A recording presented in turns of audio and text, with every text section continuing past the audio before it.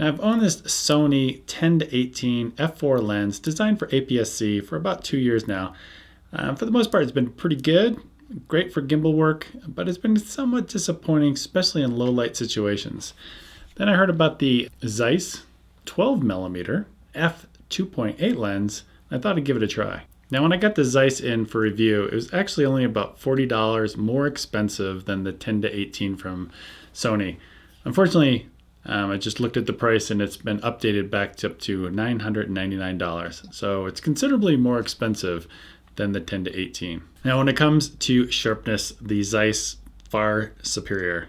Wasn't even close. I've done a lot of these comparisons over the years, even zooms versus primes or whatever. And a lot of times they're like, yeah, I can kind of tell a difference. I see a little bit of difference in contrast and there's a little bit more sharpness.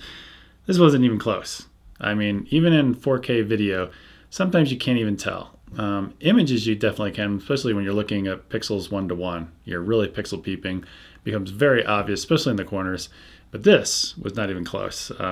There was such a difference between the two. Now when it came to chromatic aberration, the Zeiss won maybe ever so slightly. There wasn't that much of a difference between the two. As you can see, I'm moving around the image here and there's maybe a little bit of advantage going to the Zeiss in terms of not seeing some of that purple fringing that you might see normally.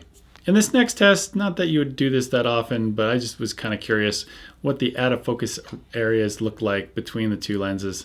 As you can see here from the Christmas tree lights, they look pretty much the same. All right, what you can see I'm doing here in Lightroom is I'm enabling and disabling the lens correction. And you can see for the raw files, it's mostly just the left and right side of the frame is being affected. Now, here's the 10-18. You can see there's more barrel distortion in the center of the frame. It's being a lot more affected.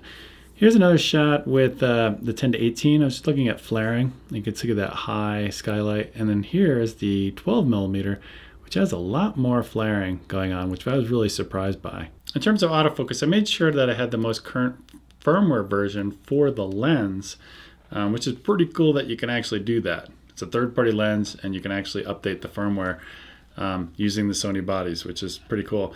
Now, in terms of autofocus speed compared to the 10-18 in stills mode, they seem to be about the same. I didn't test this a lot, but here I'll take a few pictures and I'll hold it up to the microphone so you can hear what's going on as I autofocus. It's not terribly loud, you can hear it, but you can definitely hear it, whereas the 10-18 is like totally silent. Now, I am in video mode, and I'm going to hold it up to the microphone.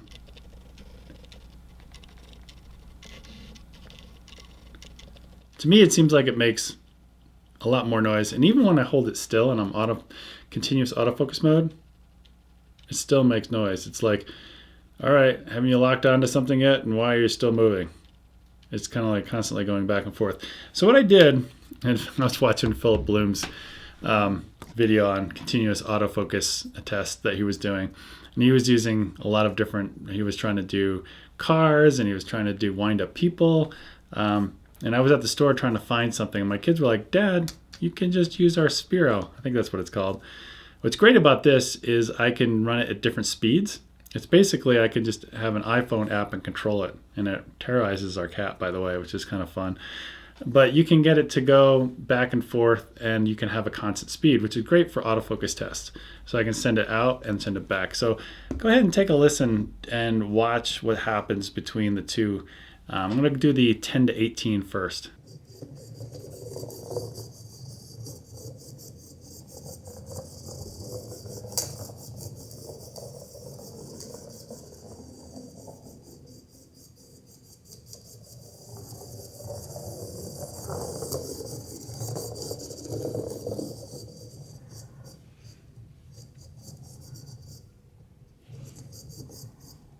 Ten to 18 did pretty well. Now let's go ahead and watch the Zeiss 12mm.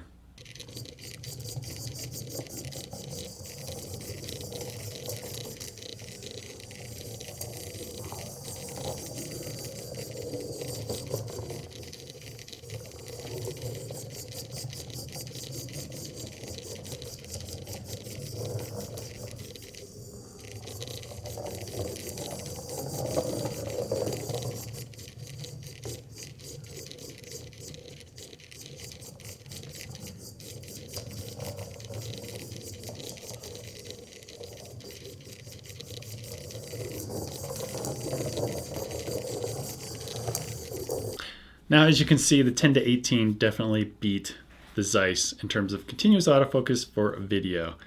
Now, it's just kind of important because I use this particular lens a lot on a gimbal, and especially with the A6500 with this touchscreen.